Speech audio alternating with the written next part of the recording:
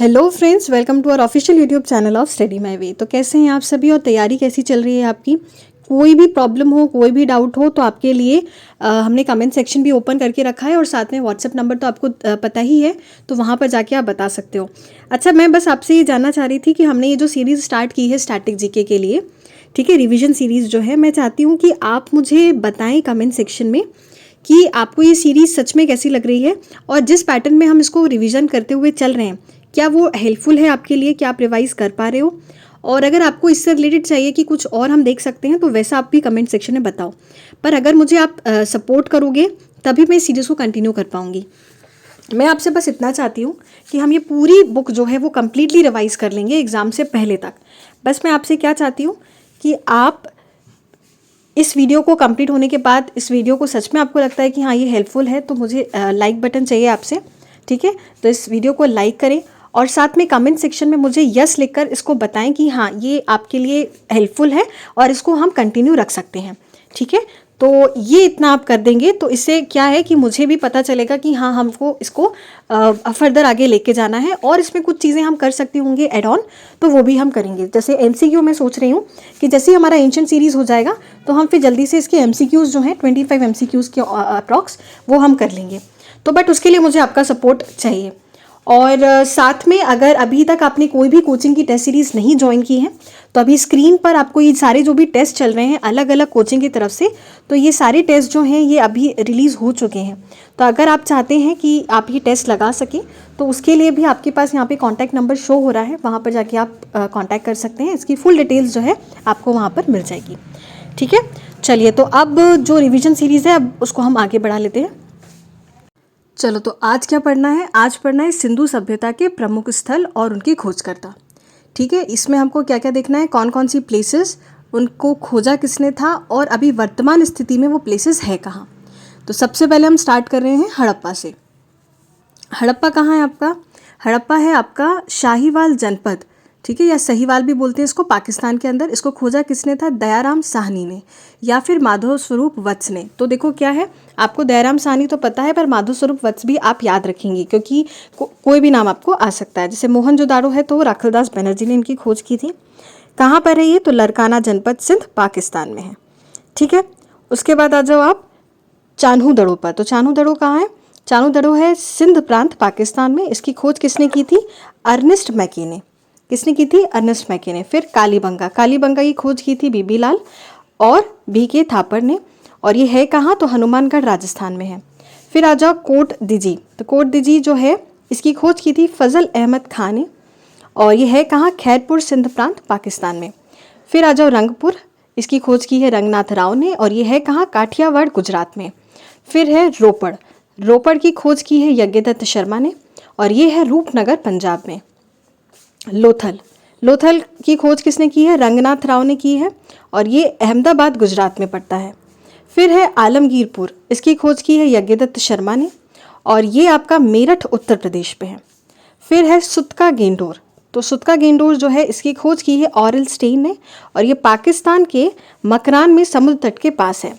फिर आ जाओ बनावली पे। तो बनावली की खोज की है रविंद्र सिंह बिस्ट ने और ये फतेहबाद, हरियाणा में है। फिर लास्ट हमारा धौलावीरा। तो धौलावीरा की खोज की है जेपी जोशी या रविंद्र सिंह बिस्ट, दोनों ने, और ये है कहाँ आपका? तो कच्छ, गुजरात में। तो ये आपने जो प्लेसेस हैं सिंधु घाटी सभ्यता की उनको एक बार देख लिया, उनकी खोजकर्ता याद रख लिया। इनका स्क्रीनशॉट ले लो आप। स्क्रीनशॉट लेने से क्या है, अब आप जब वीडियो खत्म होगा तो एक बार उसको फिर से पढ़ लेना आप, ठीक है? चलो, अब हमें क्या देखना है? तो अब नेक्स्ट हमें देखना है विभिन्न क्षेत्रों से जो आयात किए गए थे कच्चे माल, वो देखना है, ठीक है? तो कौन सी प्लेस से कौन सा माल हमने आयात किया था उस समय, ठीक है, वो देखेंगे। तो जैसे सबसे पहले आते हैं तांबा। तो तांबा जो है ये आयात किया गया था खेतड़ी, राजस्थान से और बलूचिस्तान से। फिर आ जाओ लाजवर्द। तो लाजवर्द जो है ये भी अफगानिस्तान में से आयात किया था। तो अफगानिस्तान में कहाँ से? बदख्शां से, ठीक है? फिर है आपका मेसोपोटामिया। तो ये मेसोपोटामिया से भी लाजवर्द जो है ये आयात किया गया था। फिर है फिरोज़ा। फिरोज़ा जो है ये भी कच्चा माल है, ये ईरान से आयात किया गया था। गोमेद, ये सौराष्ट्र, महाराष्ट्र से आयात किया गया था, ठीक है? तो ये जो कच्चे माल है ये कौन सी प्लेस से आयात किए गए हैं ये बहुत अच्छे से याद रखना है। नेक्स्ट है चांदी। चांदी कहाँ से? तो चांदी जो है राजस्थान के जावर एवं अजमेर की जो खानों से आयात किया गया था, और साथ में अफगानिस्तान और ईरान से भी इसको आयात किया गया था। फिर आ जाओ सीसा। तो सीसा को आयात किया गया था अफगानिस्तान, ईरान और दक्षिण भारत से। फिर शिलाजीत, ये हिमालय क्षेत्र से आता था, और टिन जो है ये ईरान, अफगानिस्तान और मध्य एशिया से आयात किया जाता था। ठीक है, तो ये सब इंपॉर्टेंट फैक्ट्स हैं, बहुत ध्यान से इनको याद करते जाओ। चलो फिर आ जाते हैं हड़प्पा कालीन नदियों के किनारे जो बसे नगर थे उनको देख लेते हैं। तो कौन सी प्लेस ऐसे आता है कि हड़प्पा जो है वो कौन सी नदी के किनारे बसा था? तो कौन सी नदी? रावी नदी। फिर कालीबंगा कौन सी नदी के किनारे है? तो घग्गर। फिर सुतका को कहाँ है? शादीकौर। कोट डिजी कहाँ है? सिंधु नदी के पास। बनावली जो है सरस्वती।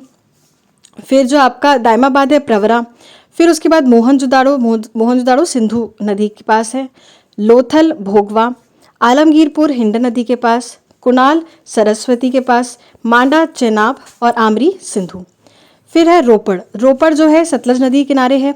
सुतका गेंडोर दास्क नदी के किनारे। रंगपुर मादर के किनारे। चान्हूदरो सिंधु के किनारे। और भगवानपुरा सरस्वती नदी के किनारे। और राखीगढ़ी जो है कहाँ है? घग्गर नदी के किनारे। ठीक है, ये इंपॉर्टेंट फैक्ट्स हैं। बहुत अच्छा है कि ये बुक में सीधा सीधा दिया हुआ है, तो परेशानी वाली कोई बात नहीं है। चलो अब आ जाते हैं ऋग्वैदिक कालीन नदियों पर। तो ऋग्वैदिक के समय जो नदियाँ थीं, ठीक है, उनको देख लेते हैं कि उस समय जो प्राचीन नाम था उनका वो क्या था, और अब आधुनिक नाम उनको क्या दिया गया है। जैसे पुरुषनी नदी है तो उसको रावी नदी कहते हैं। शतुद्री नदी जो है सतलज नदी को कहते हैं। अस्किनी नदी जो थी उसको आप चेनाब या चेनाब नदी कहते हैं, या चेनाब भी। वितास्ता जो है उसको आप झेलम कहते हैं। बिपाशा को ब्यास नदी कहते हैं। फिर है गोमती। तो गोमती को गोमल नदी कहते हैं। कुंभ या कुंभा काबुल नदी को कहते हैं। सदानीरा गंडक को। कुर्मू को कुर्रम और सिंधु को इंडस। ठीक है, तो आई होप ये पॉडकास्ट के रूप में आप सुन रहे होगे तो आपके लिए थोड़ा सा इजी भी पड़ रहा होगा। अगर आप देख भी रहे हो तो बस जल्दी जल्दी इसको हम रीड कर रहे हैं। ठीक है, बाकी आप स्क्रीनशॉट लेते जाओ। ठीक है, पॉज करके वीडियो और इसको स्क्रीनशॉट को अपने पास रखते रहो। ठीक है, अब आ जाते हैं जैन धर्म के जो 24वें तीर्थंकर थे। कौन थे? महावीर स्वामी। ठीक है, इनके बारे में थोड़ा सा देख लेते हैं इंपॉर्टेंट फैक्ट्स क्या क्या हैं। तो जैसे जन्म, तो जन्म कब हो रहा है? 540 ईस्वी में, या फिर उसका 595 ईसा पूर्व भी कहते हैं। तो दोनों आप याद रखिएगा, 540 ईसा पूर्व भी और 595 ईसा पूर्व भी। जन्म स्थल कहाँ है? तो वैशाली के कुंड ग्राम के निकट बिहार में। कहाँ है? वैशाली के कुंड ग्राम के निकट। पिता जो थे इनके, इनका नाम था सिद्धार्थ और ये वज्जी संघ के प्रधान थे। माता जी जो है इनका नाम था त्रिशला और ये लिच्छवी शासक चेटक की बहन थी।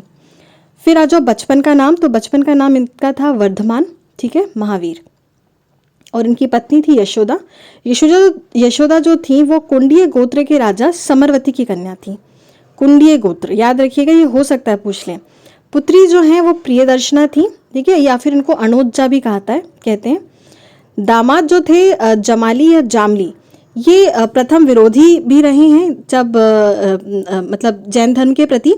और अगर कहते हैं तो महावीर स्वामी के सबसे प्रथम शिष्य भी इनके दामाद ही रहे थे। इनको ज्ञान की जो प्राप्ति हो रही है वो कब हो रही है? 14वें वर्ष में हो रही है। ठीक है, तो प्रथम शिष्य अगर कोई पूछे महावीर स्वामी का तो वो उनके खुद के दामाद थे, जामली या फिर जमाली। मुख्य शिष्य जो है वो है मुखली पत्र या मखली पत्र गोसाल। ठीक है, और ये वही मखली पुत्र हैं जिन्होंने बाद में जाके आजीवक संप्रदाय के संस्थापक बने थे। ठीक है, और इनकी भाषा जो थी, तो महावीर ने अपने जो उपदेश दिए थे वो प्राकृत या फिर अर्धमागधी भाषा में दिए थे। ठीक है, प्राकृत और पाली भाषा आप याद रखेंगे। जैन धर्म की प्राकृत है और बौद्ध धर्म की पाली। गृह त्याग इन्होंने 30 वर्ष की आयु में किया था, बड़े भाई नंदी वर्मन की आज्ञा से। तो उन्होंने आज्ञा लेके किया था। ज्ञान प्राप्ति इनको हो रही है 12 वर्षों की तपस्या के बाद। ठीक है, और स्थल कौन सा है जहाँ पे इनको ज्ञान प्राप्ति हुई? तो वो ऋजुपालिका में। तो ये जम्भृक ग्राम जो है आप याद रखेंगे, जम्भृक ग्राम में ऋजुपालिका। ठीक है, या ऋजुकल नदी के तट के किनारे। फिर है साल वृक्ष के नीचे इनको ज्ञान की प्राप्ति हुई है। प्रमुख उपदेश जो थे इन्होंने राजगृह में वितुलाचल पहाड़ी पर स्थित वाराकर नदी के तट पर दिए थे। ठीक है, फिर प्रमुख उपाधि इनको क्या क्या दी जाती? तो केवलिन बोला जाता है। केवल्य, केवल्य जो है वो सर्वोच्च ज्ञान की प्राप्ति वाला जो व्यक्ति होता है उसको केवल्य बोलते थे, उनको इसलिए नाम दिया गया केवलिन। जिन बोलते हैं विजेता के रूप में। निर्ग्रंथ बोलते हैं या अहर्त बोलते हैं। निर्वाण प्राप्ति जो है इनको कहाँ हो रही है? पावापुरी राजगृह में। और बिहार के मल्ल गणराज्य में सस्तीपाल नामक व्यक्ति के यहाँ ये 468 ईसा पूर्व में 72 वर्ष की आयु में इन्होंने निर्वाण प्राप्त किया था। ठीक है, I hope this much is clear to you.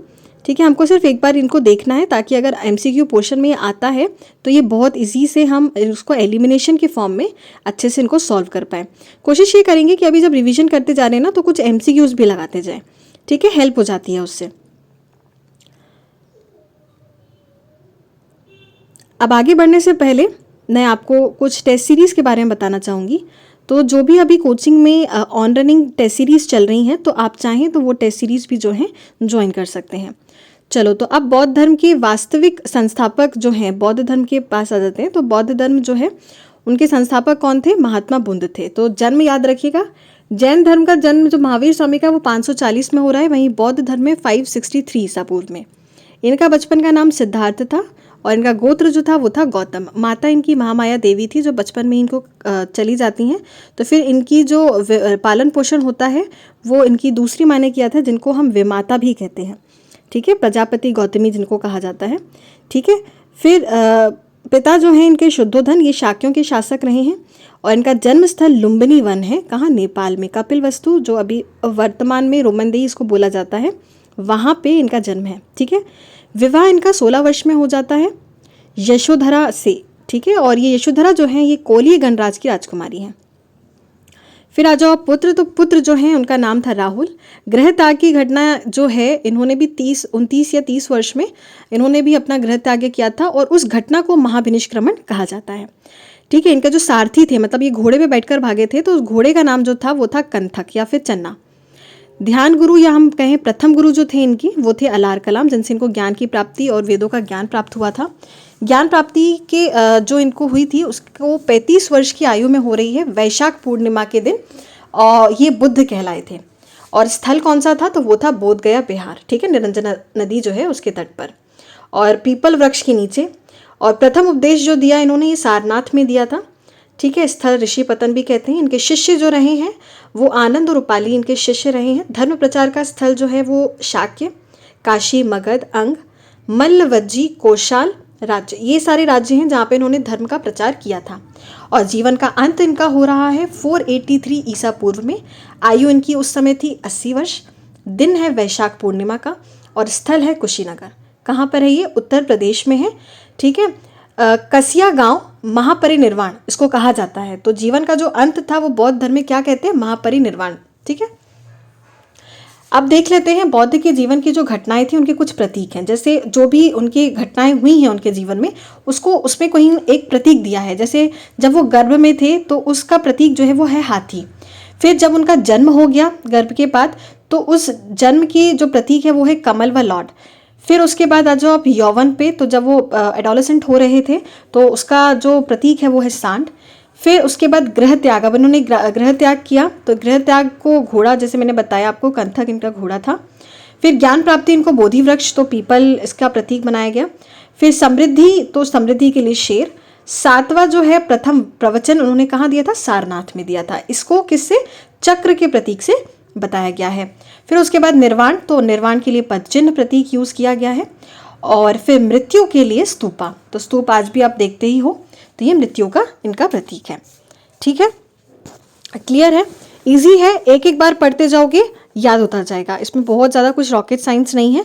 बस आपको सुबह, और मेरी मानो तो आप सुबह उठना स्टार्ट कर दो, अगर नहीं किया है तो सुबह उठ के जल्दी से बस आप इनको जो फैक्चुअल हम चीज़ें पढ़ते जा रहे हैं ना, आप चाहो तो एक क्लास मॉर्निंग में ही लेके ख़त्म कर दिया करो। बहुत लंबी क्लासेस नहीं है, 15 से 20 मिनट की क्लासेस हैं, इनको लेके ख़त्म कर दो। ठीक है, प्रमुख दर्शन भी देख लेते हैं। तो जैसे सांख्य दर्शन किसने दिया था? कपिल ने दिया था। न्याय दर्शन गौतम ने। पूर्व मीमांसा जैमिनी ने। योग दर्शन के लिए माने जाते हैं पतंजलि। वैशेषिक दर्शन के लिए कणाद या उलूक। और उत्तर मीमांसा के लिए वादरायण, और वादरायण बोला था जैन धर्म में। ठीक है, चलो अब क्या देखना है हमको? अब हमें देखना है शैव धर्म के जो प्रमुख संप्रदाय हैं और संस्थापक हैं, उन्हें देख लेते हैं। तो सबसे पहले देख लेते हैं शैव धर्म के। तो संप्रदाय जो हैं वो पशुपत, लिंगायत, नाथ। ठीक है, अब इसके संस्थापक देख लो। तो पशुपत के हैं लकुलीश, लिंगायत के बासव और नाथ के मत्स्येंद्र नाथ। ठीक है, तो ये सारे आपको याद करने हैं। अब क्या है? अब हमें देखना है प्रमुख जैन संगीतियाँ। ओके, संगतियाँ जो हुई हैं ना, जैसे बौद्ध संगतियाँ भी हमें पढ़नी है, ऐसे ही तो जैन धर्म की 2 संगतियाँ हुई हैं, ठीक है। बौद्ध धर्म की 4 याद रखना, जैन धर्म की 2।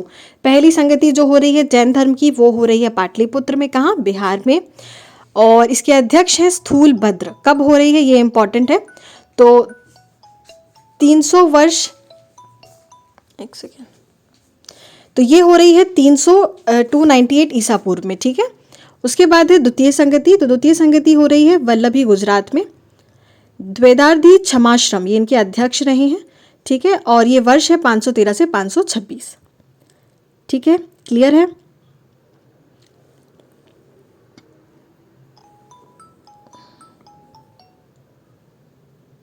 चलो अब आ जाओ बौद्ध संगतियों पर। तो बौद्ध संगीतियाँ जो हैं, जैसे प्रथम संगीति जो है वो कब हो रही है, 483 ईसा पूर्व में। स्थान है आपका राजगृह,